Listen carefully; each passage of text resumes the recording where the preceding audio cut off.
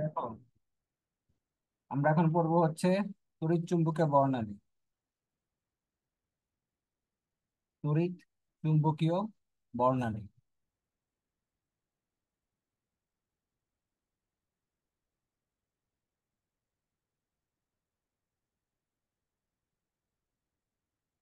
তড়িৎ চুম্বকীয় বর্ণালী কাকে বলে এবং কি কি আছে আমাদের এটা জানতে হবে। হ্যাঁ, তো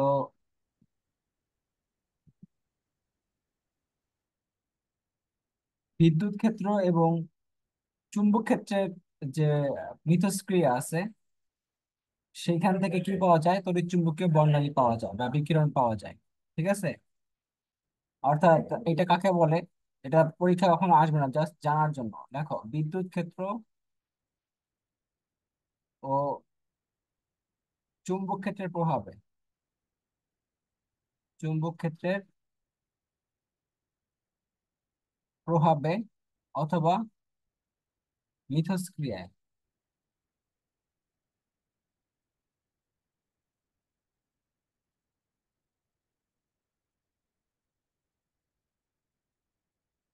মিথস্ক্রিয়ায় মৌল থেকে তড়িৎ চুম্বকীয় বিকিরণ পাওয়া যায়। তড়িৎ চুম্বকীয় বিকিরণ পাওয়া যায়।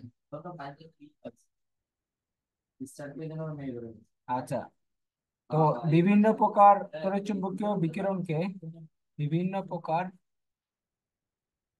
বিভিন্ন প্রকার তড়িৎ চুম্বকীয় বিকিরণকে তড়িৎ চুম্বকীয় বিকিরণকে তাদের তাদের তরঙ্গ দৈর্ঘ্য বা কম্পাঙ্ক অনুযায়ী সাজালে বা কম্পাঙ্ক অনুযায়ী সাজালে,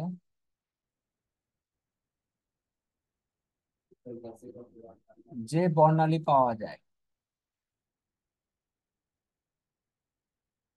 তাকে বলা হয় তড়িৎ চুম্বকীয় বর্ণালী। ঠিক আছে,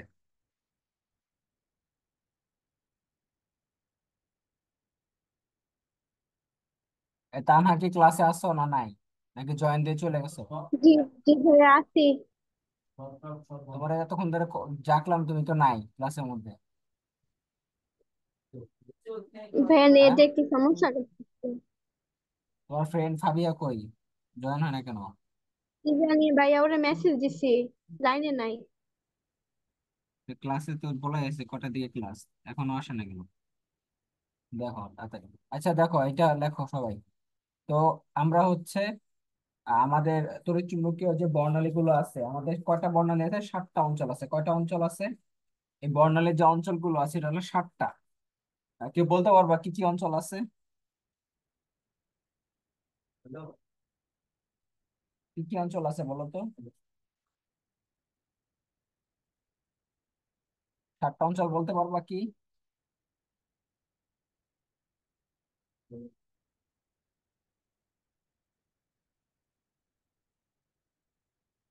কেউ পারবা না? আচ্ছা, এটা একটা ছন্দ দিয়ে মনে রাখতে পারি আমরা। সেটা হচ্ছে মগারঞ্জন। মগারঞ্জন, অতি দুষ্মন, অবলোহিতকে মারে রাতে। অবলোহিতকে মারে রাতে। মতে হচ্ছে মহাজাগতিক, মহাজাগতিক রশ্মি। গাতে হচ্ছে গামা। রতে হচ্ছে রঞ্জন, রঞ্জন রশ্মির অপর নাম হচ্ছে এক্স রে রশ্মি। অতি মানে হচ্ছে অতি বেগুনি। দুষ্মনে হচ্ছে দৃশ্যমান। অবলোহিত মানে হচ্ছে অবলোহিত।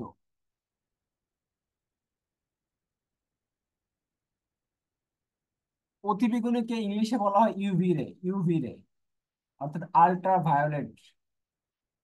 আর অবলোহিতকে বলা হয় হচ্ছে আইআর। আইআর মানে হচ্ছে ইনফ্রারেড রে, ইনফ্রারেড রে। মারেতে হচ্ছে মাইক্রোওয়েভ, মাইক্রোওয়েভ। এবং রাতেতে হচ্ছে রেডিও। এখন একটু জিনিস চিন্তা করো, এই যে আটটা জিনিসের যে এখানে যে সাতটা, আমাদের সাতটা না আটটা, আটটা যে অঞ্চল আছে, তো মহাজাগতিকটাকে তেমন একটা গণনায় ধরা হয় না। তবে মনে রাখার জন্য আমরা আটটায় মনে রাখবো। তার মহাজাগতিক, গামা, রঞ্জন, অতিবেগুনি, দৃশ্যমান, অবলোহিত, মাইক্রোওয়েভ এবং রেডিও। তো এগুলোর তরঙ্গ দৈর্ঘ্য এবং কম্পাঙ্ক জানতে হবে। এখন শুধুমাত্র মনে রাখবা, আমাদের পরীক্ষায় শুধুমাত্র তরঙ্গ দৈর্ঘ্যটা লাগবে, কম্পাঙ্কটা আমাদের লাগবে না মুখস্থ করা।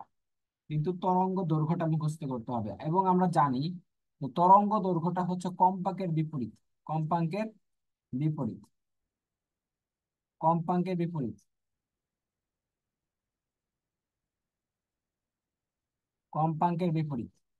কম্পাঙ্ককে তুমি এফ দ্বারা প্রকাশ করতে পারো অথবা হচ্ছে মিউ দ্বারা প্রকাশ করতে পারো। ঠিক আছে।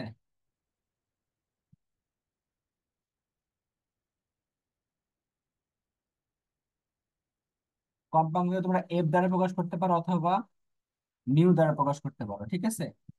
তো মনে রাখবা, তরঙ্গ দৈর্ঘ্য যার বেশি হবে তার কম্পাঙ্ক কম হবে, আর যা তরঙ্গ দৈর্ঘ্য কম হবে তার কম্পাঙ্ক বেশি হবে। তাহলে যদি পরীক্ষায় তোমার প্রশ্ন আসে নিচের কোনটির কম্পাঙ্ক সবচেয়ে বেশি, তখন তোমাকে দেখতে হবে কোনটার তরঙ্গ দৈর্ঘ্য কম। সো আমাদের তরঙ্গ দৈর্ঘ্য গুলো মনে রাখতে হবে। তো আমাদের এইখানে যে আহ আটটা জিনিস লিখছি, আমরা সবগুলো কি করবো বলতো? তরঙ্গ দৈর্ঘ্য পড়বো। এবং তরঙ্গ দৈর্ঘ্য অঙ্কের ক্ষেত্রে আমাদের লাগবে, অঙ্ক করতে গেলে আমাদের তরঙ্গ দৈর্ঘ্য গুলো লাগবে। ঠিক আছে। তো একটু খেয়াল করো, মহাজাগতিকের ক্ষেত্রে তরঙ্গ দৈর্ঘ্যটা কত? লেস দেন 0.00005। চারটা তোমার মোট চারটা জিরো হবে, এবং 5, দশমিকের পরে চারটা জিরো, এত ন্যানোমিটার। এখানে কিন্তু ন্যানোমিটার। তো কেউ বলতে পারবা যে 1 ন্যানোমিটার মানে কত মিটার? 1 ন্যানোমিটার মানে কত মিটার?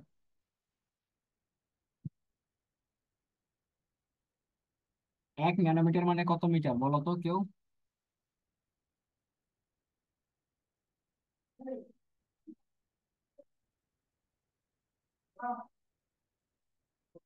এক ন্যানোমিটার মানে কত মিটার বলতে পারবো না কেউ?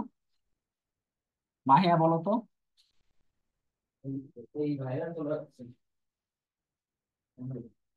মাহিয়া পারবা না? 1 ন্যানোমিটার মানে হচ্ছে এই যে 10⁻⁶। 9 মিটার। ঠিক আছে, 10⁻৯ মিটার। আচ্ছা, তাহলে দেখো, গামা রশ্মি, গামা রশ্মিটা কত? Less than 0.01 nanometre. গামা হচ্ছে লেস দেন 0.01 ন্যানোমিটার। এক্স রেটা কত? এক্স রে হচ্ছে 10 থেকে 0.1 ন্যানোমিটার। 10 থেকে 0.1 ন্যানোমিটার। অতিবেগুনিটা হচ্ছে 10 থেকে 380 ন্যানোমিটার। দৃশ্যমানটা হচ্ছে 380 থেকে 780, মানে 780 থেকে 380। 780 থেকে 380। আচ্ছা। আর অবলোহিতটা হচ্ছে কত? অবলোহিত, অবলোহিত হচ্ছে 780 ন্যানোমিটার থেকে 1 মিলিমিটার। 1 মিলিমিটার।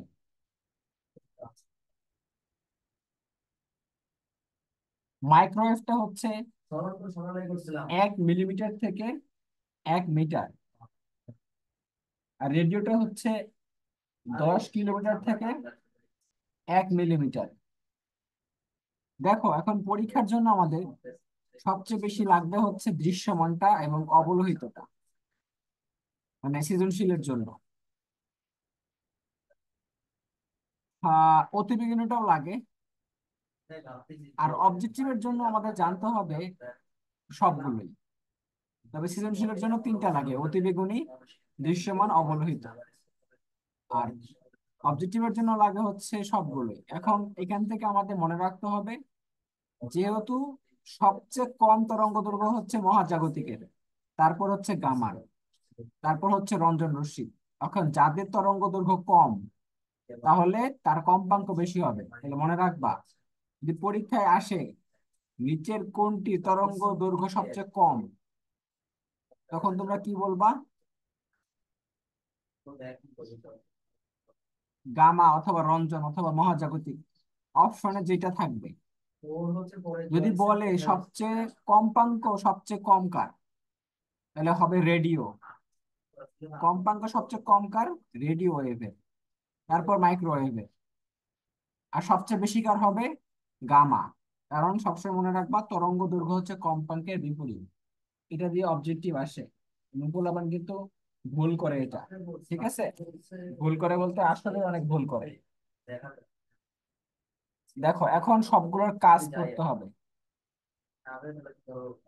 প্রথম হচ্ছে রেডিও। রেডিও ওয়েভের কাজ কি? এটা আমাদের যে টিভি আছে, রেডিও আছে, এগুলোতে ব্যবহার করা হয়। তবে সবচেয়ে ইম্পর্টেন্ট যেটা, এমআরআই যন্ত্র। এমআরআই যন্ত্র ব্যবহার করা হয় সবচেয়ে ইম্পর্টেন্ট যেটা। 2 নাম্বার হচ্ছে মাইক্রোওয়েভ। তোমরা সবাই চিনো, মাইক্রো ওভেন চিনো, তাই না? তো মাইক্রোওয়েভটা কোথায় ব্যবহার করা হইতে পারে? মাইক্রো ওভেনে। মাইক্রো ওভেনে। এছাড়া আমরা ওয়াইফাই, মোবাইল টাওয়ার, এইসব ক্ষেত্রে ব্যবহার করি। ঠিক আছে, মোবাইল টাওয়ার।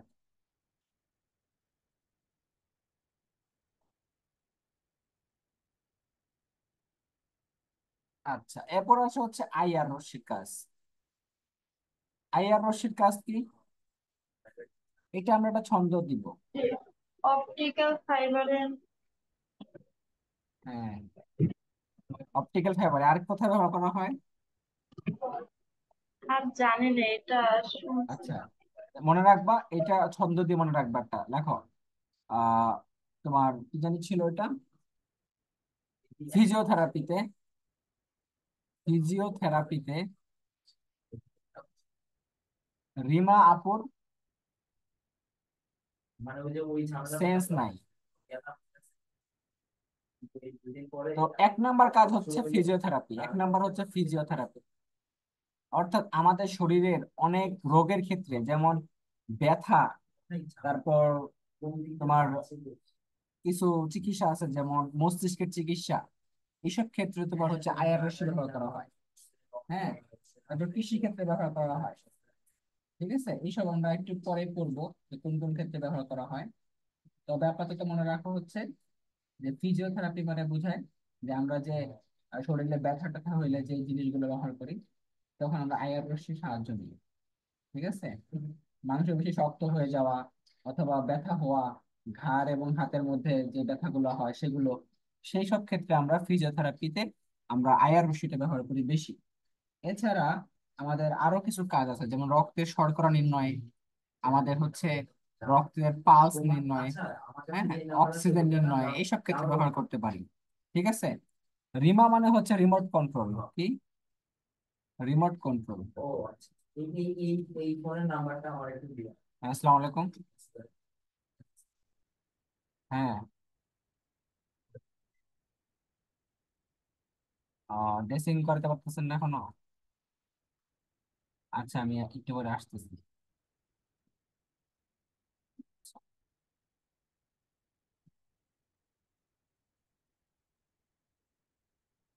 রিমো হচ্ছে রিমোট কন্ট্রোল, আপোতে হচ্ছে কি অপটিক্যাল ফাইবার। আপোতে হচ্ছে অপটিক্যাল ফাইবার।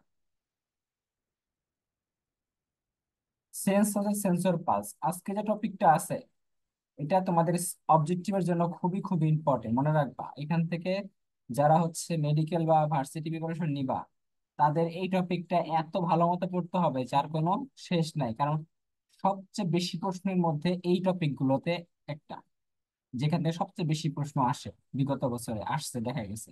ঠিক আছে। সো আমাদের এগুলো সবসময় কিন্তু মুখস্থ রাখতে হবে। এগুলো তো বোঝার কিছু নাই তেমন, কিন্তু মুখস্থ করবা। আর কোন কোন বিষয় মুখস্থ করবা, বইয়ে তো অনেক জিনিস আছে, এত লাইন বাই লাইন তো মুখস্থ করা সম্ভব না। আমি তোমাদের শুধুমাত্র ওই লাইনগুলোই বলবো যেখান থেকে প্রশ্ন আসবে এবং আসছে। ঠিক আছে, ওই লাইনগুলো শুধু পড়বা, আর বাইরে পড়া দরকার নেই। এবার আসে দৃশ্যমান। দৃশ্যমান অঞ্চলের কাজ কি? দৃশ্যমান অঞ্চলের কাজ হচ্ছে সালোক সংশ্লেষণে সাহায্য করবে, এটা তোমরা সবাই জানো। তারপর দেখার কাজে এটা তো আমার লাগে না।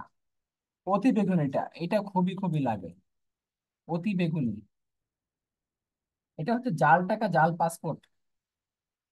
জাল টাকা, জাল পাসপোর্ট, এটা হচ্ছে শনাক্তকরণে, পাসপোর্ট শনাক্তকরণে। তারপর তোমার ইউভি রশ্মি আর কি কি কাজে লাগে বলো তো? আমাদের ভিটামিন ডি আসে না? আমাদের ভিটামিন ডিটা কই থেকে আসে শরীরের জন্য?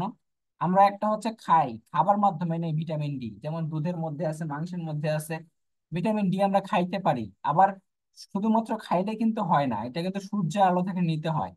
তো সূর্যের আলোতে একটা কি থাকে, ইউভি রে থাকে, অতি বেগুনি রশ্মি থাকে, সেখান থেকে আমাদের শরীরে যে কি হয় সেটা প্রসেসিং হয়ে ভিটামিন ডি তে রূপান্তরিত হয়। সো ভিটামিন ডি তৈরিতে ব্যবহার করা হয় এটা, ভিটামিন ডি তৈরিতে। ঠিক আছে।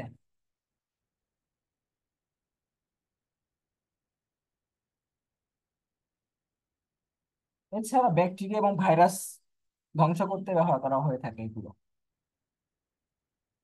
আচ্ছা, এবার আসো এক্স রে। এক্স রে রশ্মির কাজ কি বলতো? এটা চিকিৎসা বিজ্ঞানে ব্যবহার করা হয়, আমরা তোমরা জানো এটা, যে এক্স রে মাধ্যমে কি করা হয়, ছবি তোলা হয় একটা। অর্থাৎ তোমার ভেতরে যেই জিনিসটা ক্ষয় হয়েছে বা যে কোনো কিছু তুমি জানতে চাও যে আমি এটা এক্স রে করবো, এটার মাধ্যমে কি করা হয় আলটিমেটলি, একটা জাস্ট পিকচার নেওয়া হয়। পিকচারটা পরে হচ্ছে এই এক্স রে রশ্মির সাহায্যে এটা দেখা হয় নিখুঁত ভাবে, যেখানে আসলে কি হইতে পারে।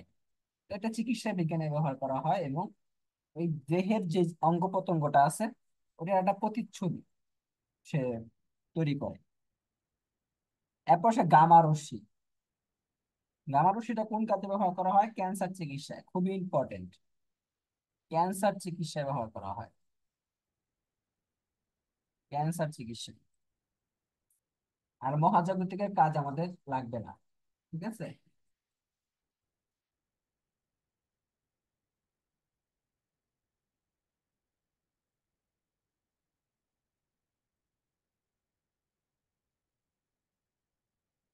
আরেকটা কাজ, অতিবেগুনের আরেকটা কাজ করে রাখো, অতিবেগুনি রশ্মির। দেখো, এটা আরেকটা কাজ তোমরা করতে পারো। রাডার, মানে কি বলে এটাকে, মাইক্রোওয়েভ, সরি, মাইক্রোওয়েভের আর একটা কাজ, মাইক্রোওয়েভ যেটা বলছিলাম, মাইক্রোওয়েভ, এটা কিন্তু রাডার যন্ত্রে ব্যবহার করা হয়, রাডার যন্ত্রে। ঠিক আছে, রাডার যন্ত্রে ব্যবহার করা হয় থাকে। ফোনটা তো বের করো। হ্যাঁ, মাইক্রোওয়েভের ক্ষেত্রে, মাইক্রোওয়েভের ক্ষেত্রে একটা লিখে রাখো, অতি রাডার যন্ত্রে ব্যবহার করা হয়, রাডার যন্ত্রে, রাডার।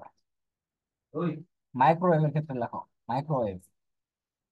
আচ্ছা, অতিবেগুনের আরেকটা কাজ তোমরা পড়বা, সেটা হচ্ছে প্রতিপ্রভা সৃষ্টি করে এবং অনুপ্রভা সৃষ্টি করে। প্রতিপ্রভা আর অনুপ্রভা সৃষ্টি করে। ঠিক আছে।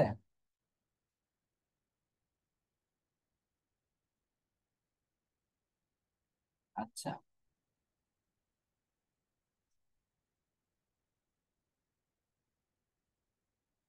আরেকটা কাজ আছে, সেটা হচ্ছে ফটোগ্রাফিক ফিল্মে, ফটোগ্রাফিক ফিল্মে এইসব কাজ। তো এগুলো আমরা দেখবো।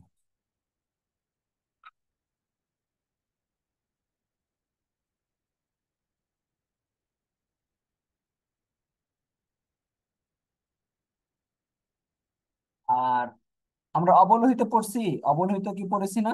হ্যাঁ, অবলোহিততে আরেকটা কাজ তোমরা এক্সট্রা লেখো, এটা তোমাদের ফিজিক্সের বইয়ে আছে, কেমিস্ট্রির বইয়ে পাবা না তোমরা এটা। হ্যাঁ, অবলোহিতর ক্ষেত্রে, অবলোহিতর ক্ষেত্রে সেটা হচ্ছে গগলস তৈরিতে। গগলস হচ্ছে একটা চশমা, অন্ধকারে যেটা দিয়ে দেখা যায়, অন্ধকারে এই গগলস দিয়ে দেখা যায়, এটা একটা চশমা, অন্ধকারে দেখতে ব্যবহার করা হয়। ঠিক আছে।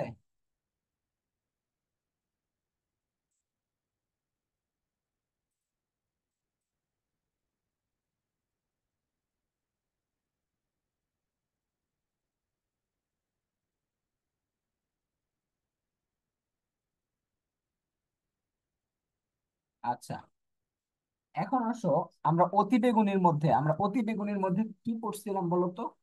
যে অতিবেগুনির তরঙ্গ দৈর্ঘ্যটা হচ্ছে কত থেকে বলো? 10 থেকে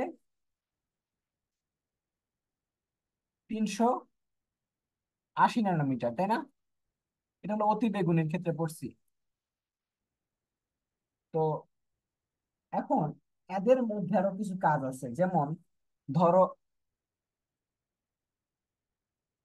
280 থেকে 400 ন্যানোমিটার, এই তরঙ্গ দৈর্ঘ্যের মধ্যে কি কাজ করা হয়? সেল ইমেজিং করতে, সেল বা কোষ ইমেজিং করা হয়। অর্থাৎ মেডিকেলে কোষ ইমেজিং করতে গেলে তরঙ্গ দৈর্ঘ্য লাগে এত।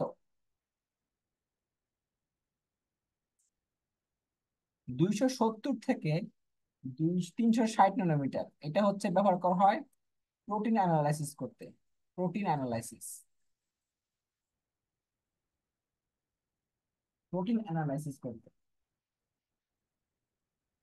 আর 200 থেকে 400 ব্যবহার করা হয় হচ্ছে ড্রাগ শনাক্তকরণে। অর্থাৎ শরীরে কোনো ড্রাগ আছে কিনা, সে হচ্ছে বাইরে থেকে কোনো ড্রাগ নিছে কিনা। যেমন খেলোয়াড়দের কিন্তু পরীক্ষা করা হয়, ফিজিক্যাল টেস্ট, যে সে ড্রাগ নিছে কিনা সেটা পরীক্ষা করার জন্য এগুলো আমাদের লাগে।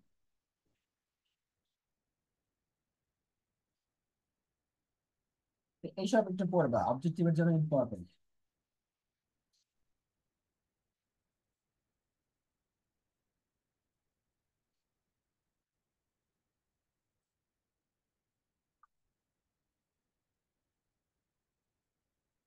এখন দেখো, আমরা দৃশ্যমান অঞ্চলটা পড়ছি না একটু আগে? দৃশ্যমান অঞ্চল,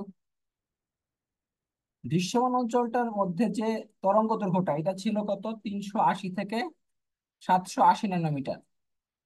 এখন দৃশ্যমান অঞ্চলে কোন কোন রং আছে আমরা জানি, এটা ছোটবেলা থেকে পড়ে আসছি, বেনিয়া সহকলা। বেনিয়া সহকলা, বেনিয়া সহকলা। তাহলে বেনিতে হচ্ছে বেগুনি, নীল, নিতে হচ্ছে নীল, আসমানি, সবুজ, হলুদ, কমলা, লাল। এখন প্রতিটা তরঙ্গ দৈর্ঘ্য তোমাকে মুখস্থ রাখতে হবে, কারণ অঙ্ক করার সময় তোমাকে বলবে যে এটা কোন তরঙ্গ দৈর্ঘ্য, কোন রঙের তরঙ্গ দৈর্ঘ্য পাওয়া গেছে এখানে। সো বেগুনি হচ্ছে 380 থেকে 424, এটা কিন্তু একদম মুখস্থ করবা। নীল হচ্ছে 424 থেকে 450,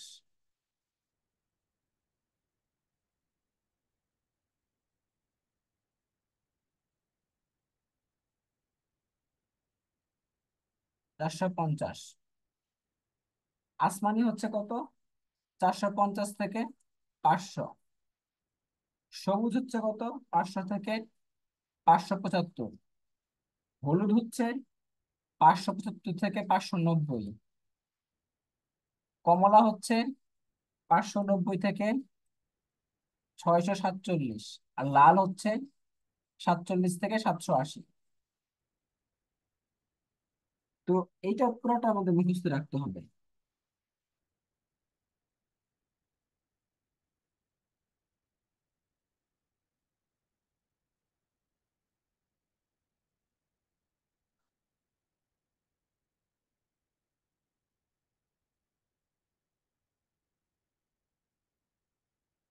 ঠিক আছে।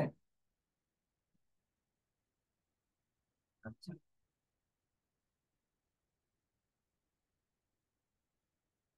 এখন এটা লেখছো সবাই, আমরা পড়বো হচ্ছে বর্ণালী কাকে বলে।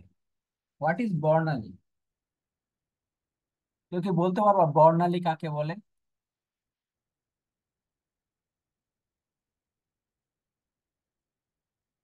বর্ণালী কাকে বলে?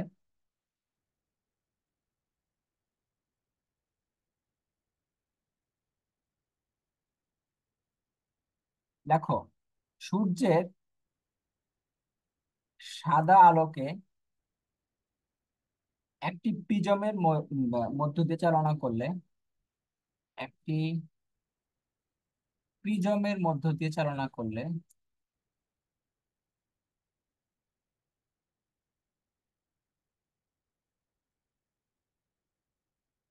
তা বিভিন্ন বর্ণের আলোতে বিশ্লিষ্ট হয়।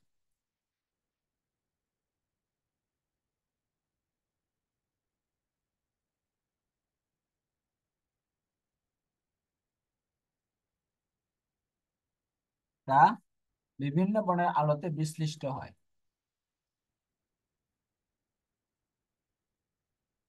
এখন এই যে বিভিন্ন বর্ণ হয়েছে, এখানে শুধু বিভিন্ন বর্ণ না, এখানে থাকতে পারে বিভিন্ন তরঙ্গ দৈর্ঘ্যের। এটাও লিখতে পারো, বিভিন্ন তরঙ্গ দৈর্ঘ্যের বর্ণ অথবা তরঙ্গ দৈর্ঘ্যের, তরঙ্গ দৈর্ঘ্যের আলোতে কি হয়, বিশ্লিষ্ট হয়। অর্থাৎ এখানে বর্ণও থাকতে পারে, তরঙ্গ দৈর্ঘ্য থাকতে পারে বিভিন্ন। এই যে সমাহারটা, এই যে রশ্মি সমাহারটা, এটাকে বলা হয় বর্ণালী। এটা কি বলা হয়, বর্ণালী।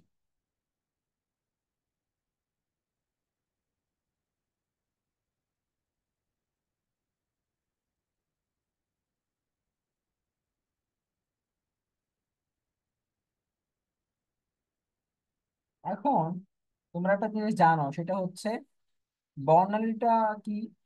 ধরো একটা ইলেকট্রন, যখন আমরা এটা পড়ছিলাম বোরের মডেলে, যে একটা ইলেকট্রন উচ্চ শক্তি স্তর থেকে যখন নিম্ন শক্তি স্তরে আসে, তখন সে সে কি বিকিরণ করে, সে শক্তি বিকিরণ করে।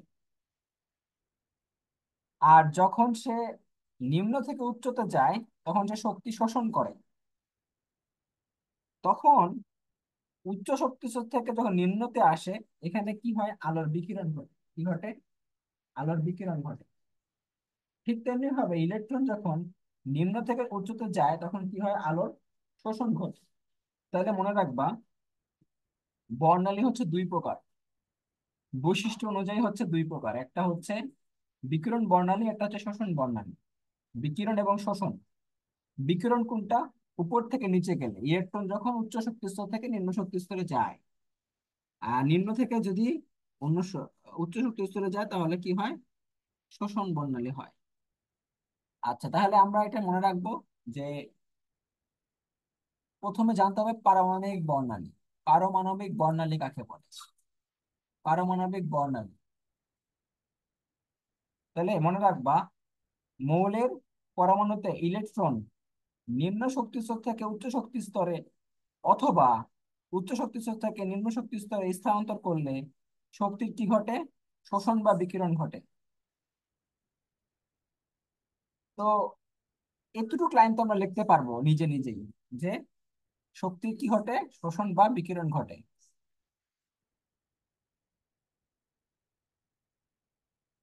তাহলে বলো তো কি বলছি, শোষণ ঘটে কখন, যখন নিম্ন থেকে উচ্চ যায়।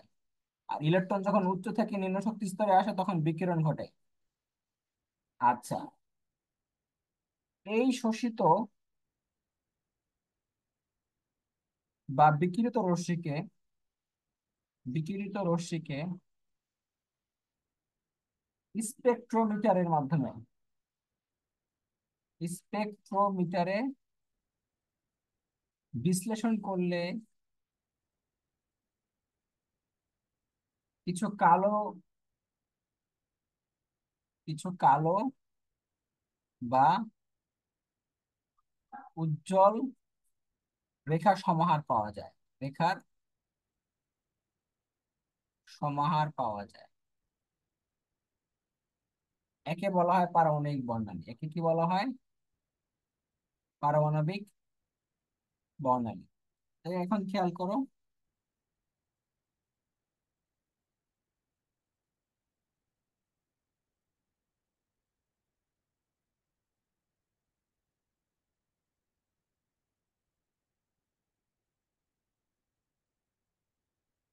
স্পেকট্রোমিটার কি দ্বারা মাপতে হবে, স্পেকট্রোমিটার দিয়ে। এখন মনে রাখবা, বিকিরণ বর্ণালীটা হচ্ছে উজ্জ্বল হয়, যেটা বিকিরিত হয় সেটা উজ্জ্বল হয়। বিকিরিত যেটা হয়, বিকিরণ বর্ণালী, এটা হয় উজ্জ্বল।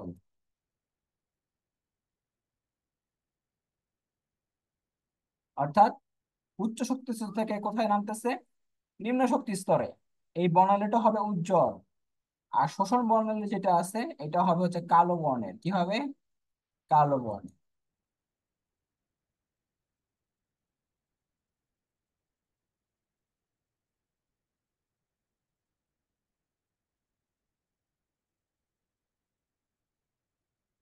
তোমরা বলো তো রংধনু কিভাবে সৃষ্টি হয়, বলতে পারবা কেউ?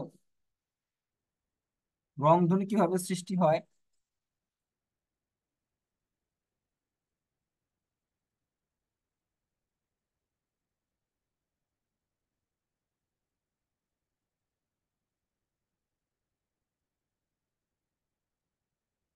রংধনু কিভাবে সৃষ্টি হয় বলতে পারবা?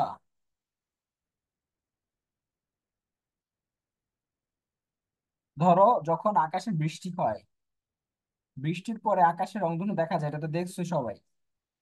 তো তখন কিন্তু আকাশে মেঘ থাকে না, মেঘটা খুবই কম থাকে, ধরতে গেলে থাকেই না। তখন বৃষ্টির যে পানিটা, এটার উপর যখন সূর্যের আলোটা আসে, তখন এই যে পানিগুলো আছে না, পানির যে কণাগুলো, এটা কিসের মতো কাজ করে? এটা হচ্ছে প্রিজমের মতো কাজ করে। এটা কাজ করে হলো প্রিজমের মতো। তো যখন পানির কণাগুলো কিসের মতো কাজ করবে, প্রিজমের মতো কাজ করবে, তখন সূর্যের আলোটা কেমন, সাদা না? সাদা আলোটা যখন পড়বে, তখন এই সাত রঙে বিভক্ত হয়। এই জন্য রংধনু সাত রঙের হয়। ঠিক আছে? পানির কণাটা হচ্ছে প্রিজমের মতো তখন আচরণ করে, যার কারণে কি হয় বলতো, এটা দেখতে এরকম লাগে।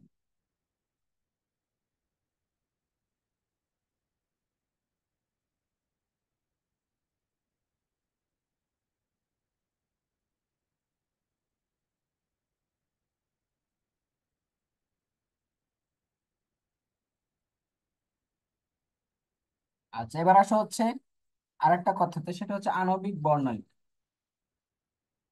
আণবিক বর্ণালী বা ব্যান্ড বর্ণালী, বা ব্যান্ড বর্ণালী।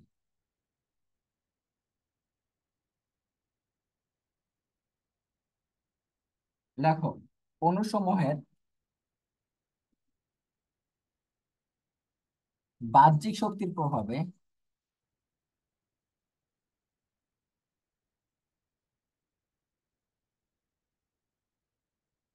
উত্তেজিত অবস্থায় ইলেকট্রনের স্থানান্তর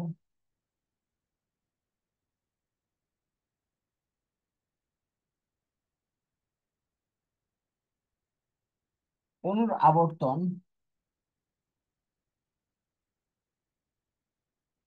এবং